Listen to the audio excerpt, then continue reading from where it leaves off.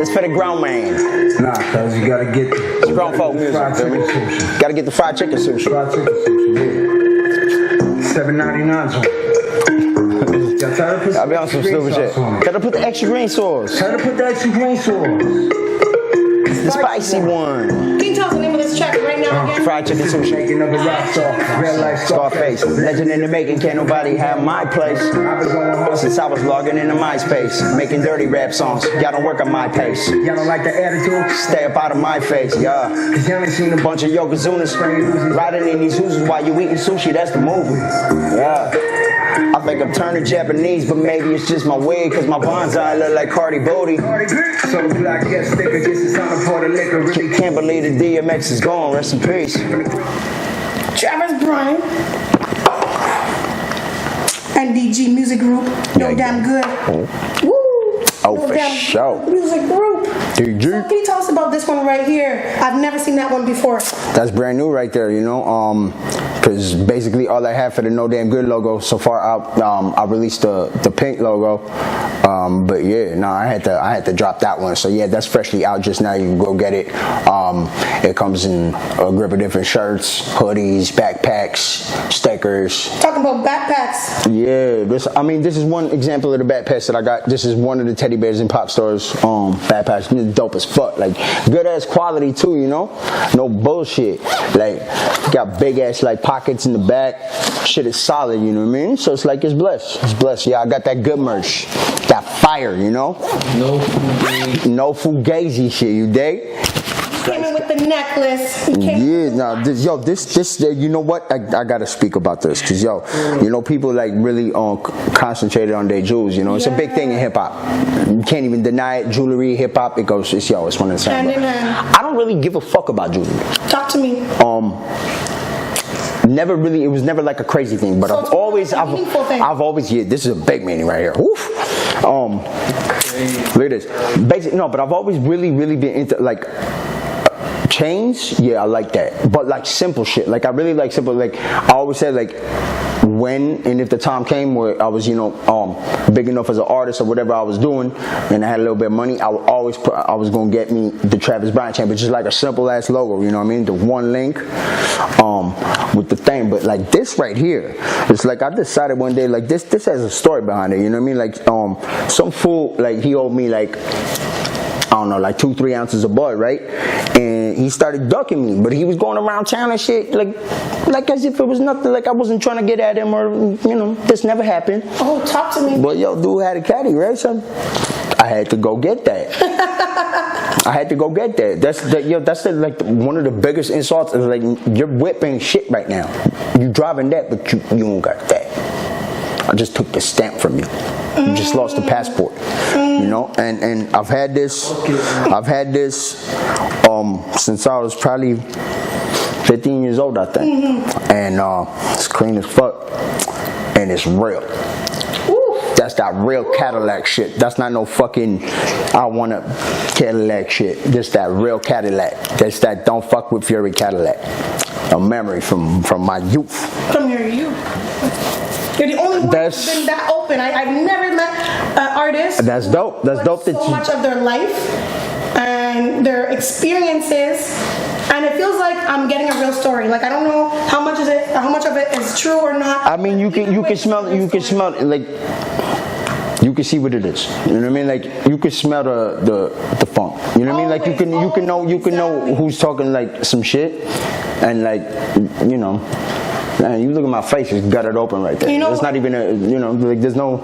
This is what I like about in-person interviews, because I get to look at you in the eyes when I speak to you. Right. And you see there's a lot of realness when it comes to. I've been through it. Like I experienced a lot of different things. I've experienced greatness. I've experienced complete and fucking utter shit. Been down in the gutter, face down, ass up, like a fucking bum. But I've bounced back 100 times. I've lived good and I've lived a lot of pain. So it's like, that's all I know is to express that. And through music, all the music I ever related to was just real shit. Let's talk about Good Life. Good Life, I mean, it says it all right there. Like, I say it in the hook. I'm telling you, I want to live a good life and sing it like T-Pain. Like, yo, it's not really first nature for a person who lived my experiences or whatever, or anything similar to that, to be like you said, open about this and that and that. And you know, people expect them to bring out a certain type of, like, they like to pigeonhole people, right? You know, put them in this pocket, in this fucking genre or whatever. And it's like, nah, like, I mean, like, I wanted to express it. Like, it's like, I just want to feel like I used to live out there. So like when I'm talking about, you know, hit the strip like I used to, yes. You know, rolling down Sunset, you know, I was like, those bring up good memories for me, like shit that I love living, you know, like I hold like my heart. LA for me, that's a big thing. I lived a lot of nice shit out there, some of the best stuff that I ever lived. So like thinking about those memories and just wanting to express good times throughout this fucked up shit, making me want to sing. And T-Pain, like I love that T-Pain Kanye work. You know what I mean? So I love that shit. You know, so it was exactly. That's what I'm saying, exactly. So like, I just wanted to do that, and I wanted to feel good record. And when I heard that beat, like, homie hit me up, like, I need you to do a record for the compilation, whatever. I said, all right, cool. Like, he sent me a grip of beats, and I heard that shit, and I was like, oh, okay. I actually started writing that hook like 6 months before. I was kicking it at Dada's crib, Don Dada. Shouts to Dada. But like, yeah, I was kicking at his crib, going through his beats, like, you know, every time. And you know, those were very good times. That spot, you know, them days was nice, you know. But yeah, definitely. I started coming up with the idea for that hook. I had the whole up to a certain point written, right? And like, then I heard his beat and it brought that back. I was like, oh shit, okay, there it is. Yeah, that's it right there. And then when I told dude, yo, I'm gonna get this beat, he's like, first of all, he's like, I never thought you was gonna take that, because so far anybody this I've sent shit to for the project, like, I knew nobody was gonna take that. And it's like, yo, especially you, like, I didn't see that coming. And I was like, yeah, bro, this beat, that's the one. I love that record. Good Life's one of my favorite records, and there's like a lot of people that they hear Good Life, fuck with it. Like, some people that know me personally are like, you know, I like that positive vibe on you, dog. Yo, it's looking good on you, you know what I mean? And like, and then there's other people who just feel it as a record, and then like, that record should be a whole lot bigger than it is. That record should definitely, but you know, like, that's part of the game, right? It's like, if you are an independent artist, you don't always have the budget to make the record what it's supposed to be. Like, people don't know this, but like, to actually make singles pop and shit like that, like, before there was Spotify and all that, like, you need at least 100K. Like, it's not even a joke. And now with this world where you get no fucking money back because it's all streaming and bullshit like that, it's like, yo, put down 100.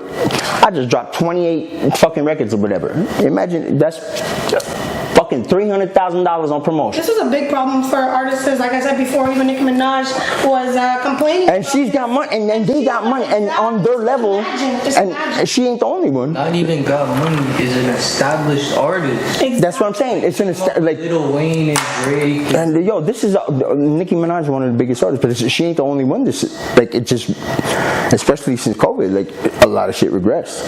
And then they lost. Okay, so we make no money off the audio, off our singles, off shit like that. We absolutely need visual for them to even pay attention to anything. And then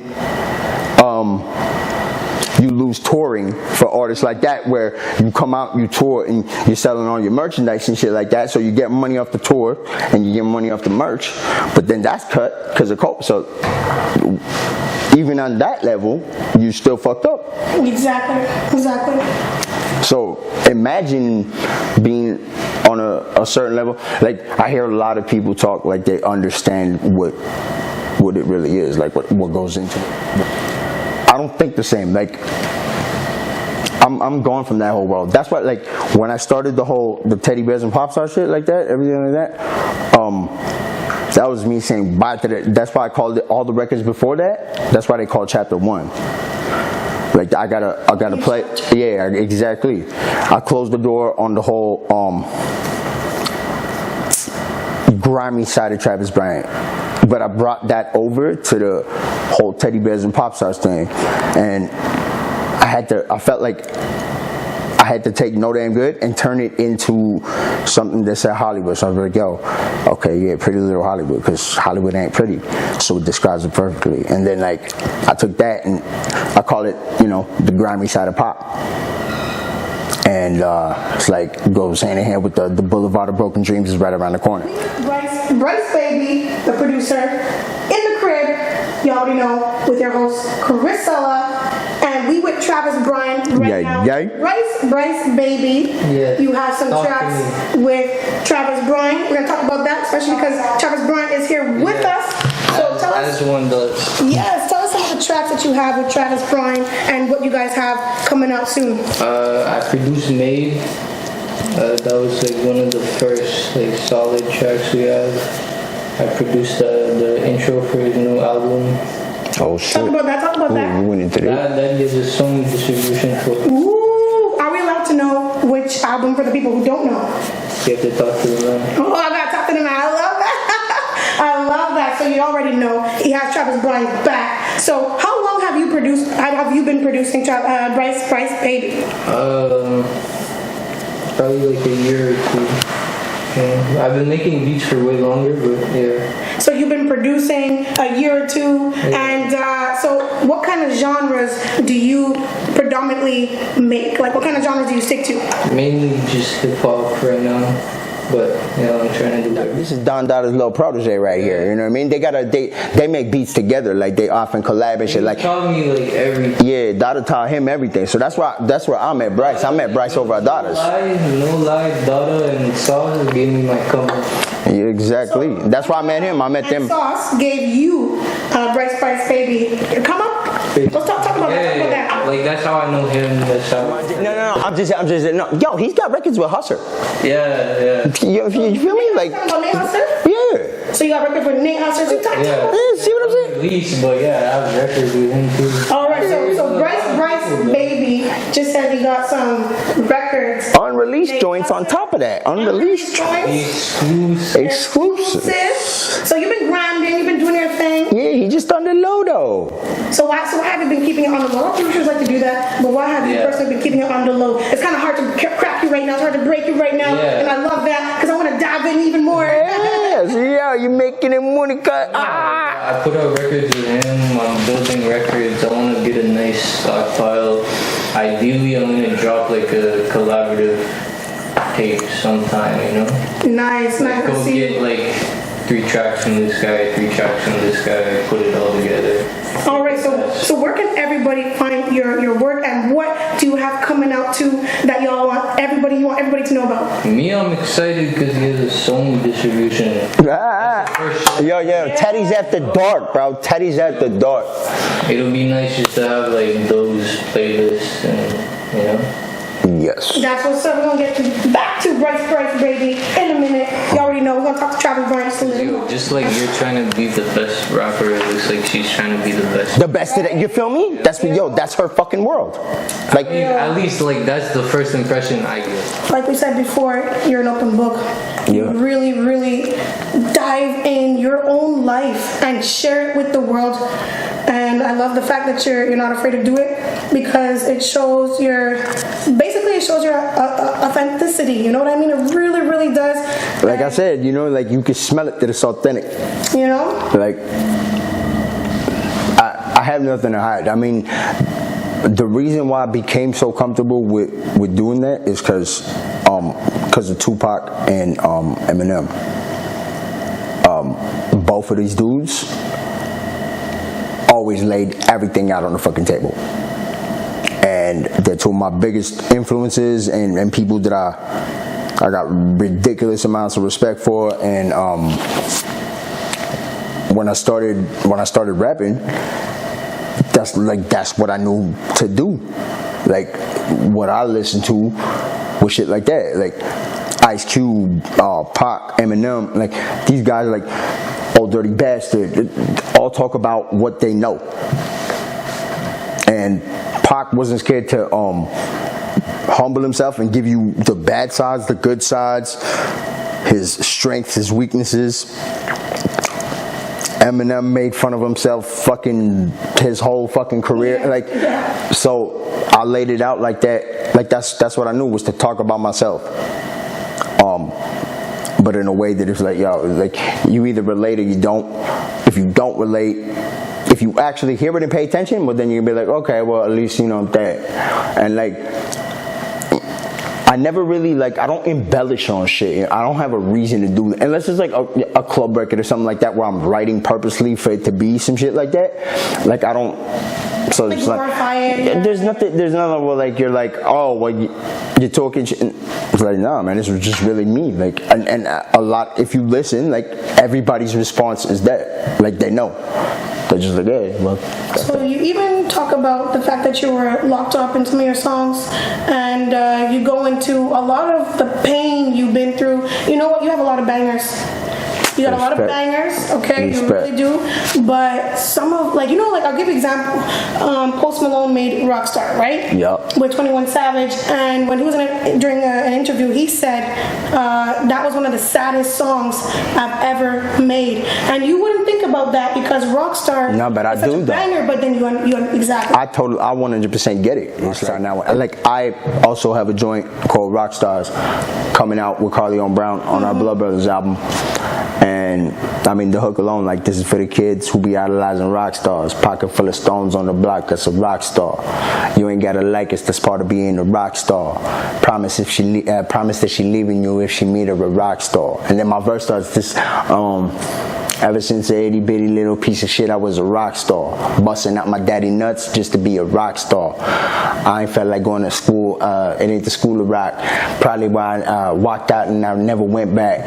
I was busy politicking, kicking shit with rock stars. Cali on my mind, so I took the Greyhound line. Pulled up right on 7th Street, I swear to you, the boulevard of broken dreams is right around the corner, better pray to God. The game don't get you, be careful of what you wish for. They gon' take your fucking soul in exchange for this pot to piss in. Picture racks and rolls, smacking these hoes without a consequence. Or Bradley Noel, down from an overdose in the tour van. There's two sides to this story. This Hollywood shit is gory. Picture Pac and Beg. All we can do is picture them rolling. All my life I've been a Rolling Stone that's worth to Keith Richards. I'ma smoke like him until it ain't no lungs to hell to smoking. I'm a rock star. That's just me, like, expressing like how I had that vision and I went with it and like saying the dirty side of it. And yeah, so it's also a sad song. So I completely relate to that. And it's like him, like, he out of nowhere blew the fuck. He's one of the biggest artists in the world. And it's a crazy world. It's a crazy ass world. I met a lot of people in this industry, and I've seen a lot of bad shit. It's a sad ass industry. Life is crazy too. Life in general is crazy. You know, like, just trying to fucking maintain and like live a day to day for everybody in 2021 is fucked up. No matter what.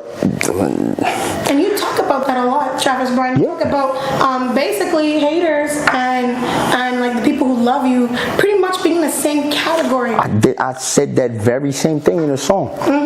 What damn song was it? Yo, that was on Die Trying. Like, yeah, all the fans and the haters there. I said fans, haters, something fucking friends, family, all they, like, it's they're all the same. It's just so everybody understands. Yo, if y'all don't get it, if y'all don't feel what I'm bringing, fuck them. No matter who you are, like, I can't, like, I've experienced a certain level of fucking, I'm fed up, you know what I mean? Like, it's, that little cobweb is gone. There's no more of that, no more tolerance for it, no matter who you are. Like, I'm already having a hard time fucking doing my day-to-day shit. So, I'm not gonna sit there and give you that power.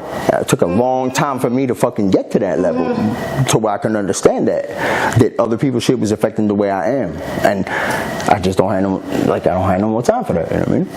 I appreciate how you put that into your music. You know, I didn't go through the same obstacles that you went through. You know, but everybody. It doesn't have to be like there's levels, right? Exactly. Just because the level of it wasn't so fucking out there and drastic and crazy. Like, yo, not a lot of people have my type of stories, and like, so like, not everybody goes through that. Like, you know, God bless them if you haven't, you know.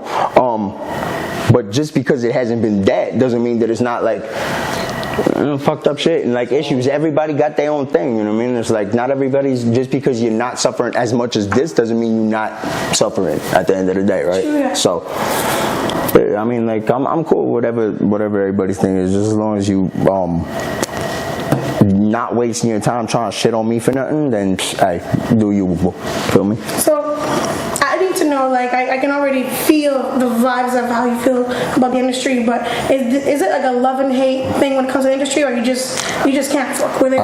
Look, I mean, I love this. That's why I do this. Music and everything else. Like, the whole goal of this is to be like, you know, okay, whatever. If I get it without being, there's very few Snoop Dogg's and Tupac's and Mariah Carey's and Dua Lipa's and Green Day's, and not everybody gets that level.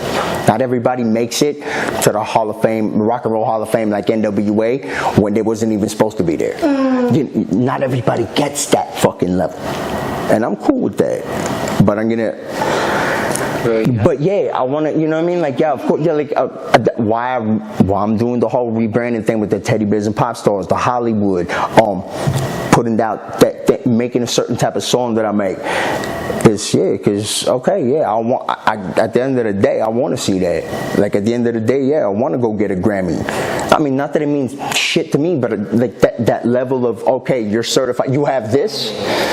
You know what I mean? It really is. It's like, you have a certain level of everything, a quality of life, everything you do is, well, he got a Grammy though, you know what I mean? Like, it's not like it would, you know, what am I gonna do with that? But like, yeah, I want that level of everything in life. I want to be successful, and I want to be successful while doing what I love. And this seems to, you know what, like, this seems to be what I did myself for a long time, secluded from everything, like just doing this. So like now it's like, and now I'm like, okay, well, yeah, no, I got to do it like that. And like I said, like certain producers, got an idea in my head, and I worked with it, shot off from it, worked it in my corner, you know, came back with it, and then, you know, certain records started coming out. The Good Lives, the No Favors, the Smiles, the Voodoos, all these joints came out, and like, now I can call it that. Now I can call it Teddy Bears and Pop Stars. Now I can show you the grimy side, you know, Teddy Bears and Pop Stars After Dark. I can show you that. That's a copyright, by the way. We know that. We know that. Bong, bong. That's why everywhere you see it, you see the little copyright logo at the end of it. But yeah. Since we get into some of the projects, Trav, talk to us about what Legend in the Making means, for those who don't know. Okay. Basically, I mean, I'm gonna start right off like that I am a legend in the making. I've done legendary shit, but it's not legendary status yet in any way, because certain things haven't happened. But I felt like it was a great title to show where it's at, where it's going, and what it like the cover itself gives it. You see like the best of my like dope photos of me that were taken throughout my career. And they're all on the screens with the logos, and you see like it's the training. You know what it is. And then if like the track listing, like I had an original version of it that was like I think 20 records long, and then I went back to it because it didn't come out, and then like I took like 6 joints off and I added 3 and whatever, so it's a different track, but that track list is better, and it really is like from when I changed my name to Trey Styles and I was with G2G and shit, I was over there after Furious, I took like all the records and all the Travis Bryant singles up to a certain point, and then a few records that I had made over like from 2000 end of 2016, let's say, to up to then. And I'm like, I didn't want to waste these records because there's some dope records. And so, yeah, that's just like, it's a progress. It's an evolution of artists. Legend in the making, feel me? Since March, you've been releasing projects every 2 weeks, I think? Every 2 weeks, huh? Close to. Close to every 2 weeks. Yeah. Wow. You've just been grinding and grinding. Yes. What makes you grind so hard? Like, what makes you just do this?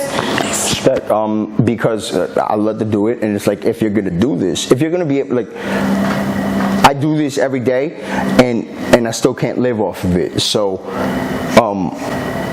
I have to imagine how much more you got to do it if you're not living off it yet to get to that level or whatever. So it's like, you have to, like, you either like give into that and do it, or you just fuck off and go do something else. I know that people think that there's two worlds. I know that people think they can do both, but they can't. Even like this, me doing what I do is not enough. You can't do both. Especially like coming from where we're at and the limits that I have on certain shit, like being able to cross into the States right now, some bullshit like that. Like I have opportunities, and I've had opportunities, but those, I can't take those right now unless I work around them. Like, you know, like right now, like there's a tour, like I'm supposed to go do a European tour and shit, but there's been restrictions everywhere like this, so that can't happen. Me going out to the States to deal with everybody that I got to deal with, the conglomerates that I deal with in California, can't do that. So yeah, you gotta work fucking 24 hours a day and not sleep and not have a life and not do anything else and just do that. And this is what I do. Like there was a period from like after I got out of jail, like I had to really, but I was limited on what I could do because I couldn't be anywhere. So, but after that, after I was done with that bullshit, COVID hit right away. So then it was like, yo, back to back bullshit, and it was like I had like a 2 months, but like right as I started doing the what was Darkness in My Soul, all these songs that are dropping right now, Product of My Environment, American Pie, everything like that. This was a project called, this was the first Teddy Bears project. It was smoking on rooftops with teddy bears. I did that. I did the Blood Brothers. I started recording Teddy's After Dark with him, and Surprise, baby. yeah, exactly. And I had a grip of songs ready with Dada, all within like a 2 month period. So it was like I had like 40 songs ready to go, and then I couldn't do shit. And now it's like I'm starting to, you know what? Like I spent a long time, like basically the whole time I've been doing this, like being real hesitant and like perfectionist and like about dropping material. So a lot of projects that were dope that should have been come out never came out. So I'm just being realistic about what record should get even if it's just a release and I don't push the fucking anything, like, and I make it part of a 6-song project, like I'm realistic about what I look at as what needs to come out, and like I'm just not about investing so much time 24 hours a day making records, perfecting the record, having the record, and then it's sitting in a computer. You feel me? So like I'm like, if I'm gonna work and I'm gonna make records and I'm gonna go back and listen to them for a month and then come back and spit it like this and like have a dope song, I'm gonna put it out. So I have a certain amount of material that I got that I can just be like, yeah, I can drop songs for the next 2 years, and like every 2 weeks, you know what I mean? Like, but I have that amount of records. So like, No, we need to do just like a half an hour, just dedicated to Travis Bryant. Hey. Next time on Phone Limits for the support, doing interviews with us. Thank you for having me. Phone Limits Radio, just listen to your tracks and listen to your stories. I'm with it. Yo, you gonna enjoy it too. You feel me? And I already am. You know. As am I. Likewise. You know, if you hit up your Spotify, we enjoy your Spotify. You know, Okay. I have to say, my 2 favorite tracks from you. I have 2 favorite tracks. I like all your music, but Hit me. two favorite ones. There's no favors because you know what I mean. You just Don Dada. Yes. And Good Life. Hey, you know what? I really related to you. Those are 2 of my favorite songs as well. So you got good taste. Those are great records. You got good. You got great. You got great taste. Yeah. And those are two of the records that I'm also the most proud of. You know what I mean? So, like, I feel like those records are they're at a level where. You put your heart in your music, brother. Yeah, I do. We, you know, like, and I'm glad you noticed. Like, that's what I'm saying. Is like, even if you don't necessarily relate to the level of fucking, you know, whatever it is, pain or whatever that you hear in the songs, you're gonna vibe with it. Like I got a vibe for everything. That's what like this Teddy Bears and Pop Stars After Dark playlist that I got going on Spotify. This shit really got a vibe. It's like all the newer records, like, you know, since basically Good Life and on. So it's like Good Life, Darkness in My Soul, Die Trying, Fuck Your Feelings, Made, all the, you know, Smile, No Favors, all these joints, like always be content on what you have. That's not me though. That's Brooks, yo. Shout out B. I would never say that. It is though. That's at the moment. I was even surprised that was in one of your tracks, to be honest. Okay, that's the video they were. Okay, I'm going to finish that. I'm going to finish that video tomorrow. Oh my goodness. No, that's awesome. I love it. I love it. You know what I'm saying? Okay, shout out to Brooks. Shout out to Brooks. He produced that whole EP. Okay. He produced this whole EP right here, Teddy Bears and Pop Stars. He produced the whole EP, so shout out to Brooks. And that's one of the two songs that he did hooks for. It was that one and the joint that got cut because we had a dispute for sampling with Aftermath and Interscope because it was a Kendrick Lamar sample, and I wasn't about like, they were like, okay, well, either clear the sample or fucking, I'm gonna go at Interscope and fucking Aftermath, like, better stop with that bullshit. So yeah, we cut that record, but yeah, no, he that's actually the first single off the Teddy Bears and Pop Stars. Yes. And we're finishing the video tomorrow. Well, we shooting tomorrow. Feel me? We started already, but yeah, that's coming. That's personally very close to the direction, like that, No Favors. That's pretty much the direction where my music beats that are like, you know, like I'll hit him like just the it's crazy because like he was talking about the intro on this project, and like I heard it, he came back from BC whatever, and like he's like, yo, peep this. So I heard the thing and I was like, yo, that's the intro right there. Magic trick. That was right away I knew it. I was like, yo, that's the intro. And what turned out to be the intro is a song I was writing already on the next beat, and I was like, nah. It's so simple and plain like this. The verse and the hook and like singing on the, like, and this is like a minute long beat for an intro, and it's like it's a full length song in a minute. It's like that 1 minute and 48 seconds, is that right? Even shorter. Okay. Yeah. Okay, wow. You know what I'm saying? It's like, and it's a full length song. Like you would think it was 3 minutes long. Because it's so potent. He talks about his whole career in a minute and a half. Intro to an album.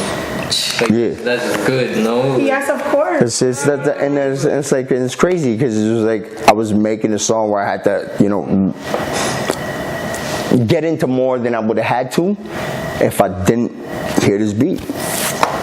And I'm so much more satisfied with doing it the way I just did it than I was on the other joint. You know what I'm saying? So that happens a lot. Like I have 100 beat packs from certain producers, and then I have other producers like him and like et cetera. It's like they just, you know, they send me work, and it's like I often that's why recently it's just really been like 3 producers or 4, like Brooks and Bryce and Dada and Lucifer. Shout out to Lucifer, matter of fact. Them 4. I have the music that I need. It's the soundtrack. It's the soundtrack to the life. Yes. It's the soundtrack to my life. And let's get into product of my environment. Oh. Okay. What was your environment like growing up? Like, I need to know because I want to know what led you to this day today. Like, why is Travis Bryant? Why do you have those type of lyrics in your tracks? Like what were you listening to when you were younger, and what was your environment like growing up? Were you born and raised in DG? Nope. Okay. I was born downtown. Downtown. Look, I've lived everywhere my whole life. Everywhere. Around Montreal, I lived like so many different spots, crazy. I never claimed. Of your music. Yeah, I also lived, I lived in LA, I lived in the Bay Area, Atlanta, Vancouver, like all over the place. So it was like, but besides that, like around here, I lived everywhere. So it's like I never claimed any neighborhood. Besides DG. Yes. Because DG is the only place that I ever first of all, I lived in DG for a long time, and I'm still, it's like, but that's the only neighborhood that I ever felt any attachment to, that I ever felt proud claiming, and that it was, because that's what it is. Like I have it tatted on me. DG's my hood. That's home. That's the only place where I ever, like Madison, Sherbrooke, Kensington, Grand, all those blocks, I was over there. Madison, Kensington, Grand, Cavendish. I had, there was a lot of things that got done over there. Yo, the man told me one story. He was getting free cigarettes from Couche-Tard. Everything. I had a fucking Couche-Tard employee shirt on Madison and Sherbrooke. I used to walk in. They used to give me. I had employees delivering me 2-4s at 3 a.m. I would walk in. I would take they would give me all the beers, but I had to put in my pants. Walking out with 840s, taking DVDs off the rack, food. Go pay for a pack of smokes. Get 3. I heard a few gunshots on Madison before. Oh, of course, for sure. But I lived right between Maisonneuve and Sherbrooke, right between there. That was our block. We had parties popping out. Shit was crazy. And then I moved across the street right there, past the Couche-Tard onto Kensington, and then I moved right across the alley to Grand, and then up Grand, and then on Hingston over there, and then back over there to Grand. So it's for 12 fucking years, I was there. So a lot of that's where I lived. That's where you live, it is what it is. So yeah. So you are the product of your environment. Not just there, just everywhere. I'm just a product of life. Good and bad. Good and bad. I can't say it was all bad. There's a lot of bad. But I mean, okay, what? Am I gonna fucking write about my birthday party and the good times? It's a feel-good record, good life. Yes. That's the good times that I want to talk about. Good times and feel good. I think you made a song for Mia Khalifa. Yo, Mia Khalifa. I didn't. I have a song. Matter of fact, it's on one of his beats. It's a song called Mia Khalifa. Do the weirdest shit. Yo, it's a song called Mia Khalifa, but it's not about Mia Khalifa. Weird placement. It's not about Mia Khalifa. It's a song called Mia Khalifa that ain't about Mia Khalifa. It's about a shorty that has a past life like Mia Khalifa's, who's so it's self-explanatory in the fact that she's now about to reformed in some way and whatever. But that record's not gonna come out the way that it is, because I've looked at I went back to the concept, and I'm working on some new shit. I'm working on some new shit regarding that topic. Shout out to Mia Khalifa though, because she always show love on online and shit. It's kind of on Twitter, on fucking on IG and shit. I'm from this dude being oh yeah, peep that, and okay, that's what's up, and then link it. And then having a certain level of respect for each other, to where you develop a relationship like that, where y'all putting out records and stuff. A lot of the joints that I did with them were for their projects. But my biggest, besides Smile, and No Damn Good, my biggest record is Real Motherfuckers, with Havoc from South Central Cartel, my man's Loke the Smoke, which was that beat was made in Lachine from Le Kid, French rapper. He made that beat. Hard ass West Coast. He dope as fuck with them West Coast people. That beat was made there, and it was my record, and I sent it out to Cali, and Havoc ended up on it, and Loke ended up on it, and then DJ King Assassin took it and put Tupac on it. So and I got records for Havoc's projects with both of them, and unreleased records with Eshawn Burgundy. anyways, the list is never ending, and I hope for it to grow and grow and grow and grow. You know, I've had a lot of opportunities, and like whether people like accept it or not, I'm not even concerned with that. Like I really shows for itself. Yeah, and you know, like not everybody's gonna notice it because people don't want to. Nobody wants to give you your love, you know what I mean? Like people, like it's just what it is. Like, and I know this, and I've been through so much shit that I'm just like, yeah, whatever. In Montreal. Hey, you said it, I did it. Shout out to Real City. I fuck with you, but I don't. No. Honestly, you said it. Yeah, I know you do, and it's gotta be hard. This has gotta be hard. Issue, and this is why I do what I do because we need to support our artists a little bit. It's the manuscript with all those songs too. And I've been since then like dealing with that is like yo that broke my whole world. Like this is everything that I did since I came out of jail. Like, and this is a year ago now. So I've since just wrote a lot of shit and like got certain shit back by like trying to get it, but like yo losing that was crazy. Yeah, that's crazy. Yo, I'm still not over it, and I don't think I'll ever be over it just because I feel your pain. Just there was material there. There was material there that was just like. It was depressing. Oh my God. Yo, it was very depressing. It was very depressing. I do. It was very depressing. Oh my God. You have no idea. Like it was like the pain is real. It was like it was my life on the plate, and then the plate was empty as fuck. That's crazy. Yeah, but no, I constantly, But yo, don't they say whatever you lose, you get better? And like it comes time. No, that's just what the fuck. But it still hurts, right? It still hurts, yeah. Fuck. So talk to us. I'm gonna have to do this. Talk to us about Feeling Dead. Feeling Dead? Okay. Oh, my bad. I made that track. Okay, well, Feeling Dead is like Fuck Your Feelings. Both of those records were made in 2016. Feeling Dead, like right after I